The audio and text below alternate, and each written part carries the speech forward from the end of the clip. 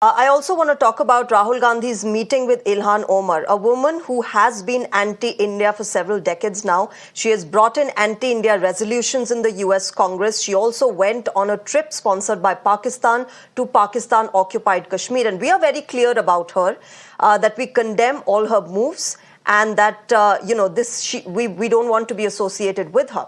Now, Rahul Gandhi on Pakistan said that Pakistan should stop emanating terror from its soil. But he goes ahead and meets Ilhan Omar. What does it say about Rahul Gandhi's stance on how he's moving forward on relations with Pakistan, on how he wants to be seen as India's opposition leader?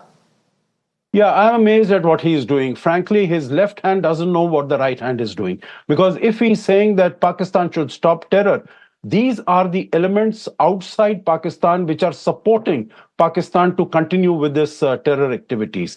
I frankly I'm unable to understand as to who are the people who are advising Rahul Gandhi, because what he's doing in the United States, in my opinion, is not only damaging and harmful to the image of India, but it is harmful to Rahul Gandhi himself in the Indian context. Because in India, I think there is unity of, that the government's policy of not dealing with Pakistan till terror is not stopped from Pakistan. We will, continue with that policy.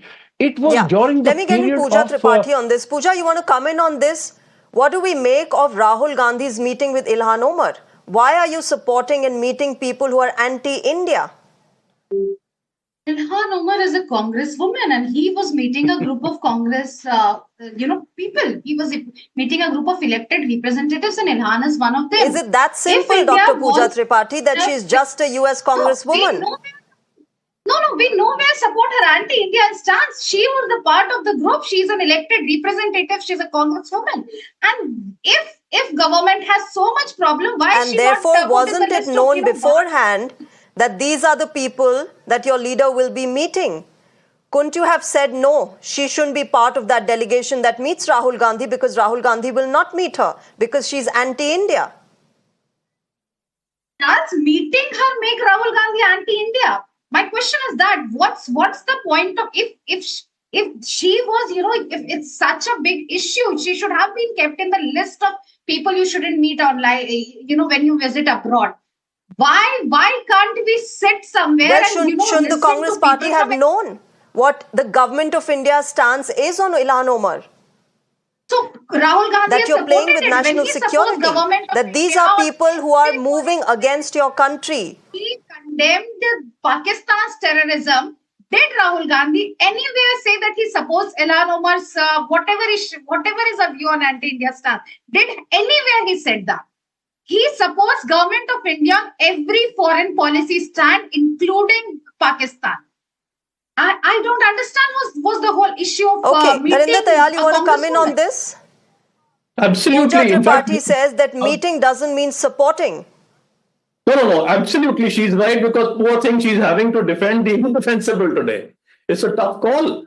And we are only talking about one person. Who was the other person in that meeting? The other person in that meeting was Ro Khanna. Now, who is Ro Khanna? Ro Khanna, Indian origin, but he was the person who joined the Pakistan caucus. So who was he meeting? People who are for Pakistan. So lip sympathy, talk about we will not tolerate terrorism, but at the same time meet those people. Mani Shankar Iyer went to Pakistan and said, please support me, oust Modi. That is the internal policy of Congress, which is coming out exposed today. It is not so simple that somebody should have told me not to meet her, I will not meet her. You are the leader of opposition, you are going there, you have to know who you are meeting. And it was all those people earlier also. What has he been doing? He's been meeting all those people who were financed by George Soros. Let's understand the big game plan. This has the entire footprint of a deep state regime change toolkit.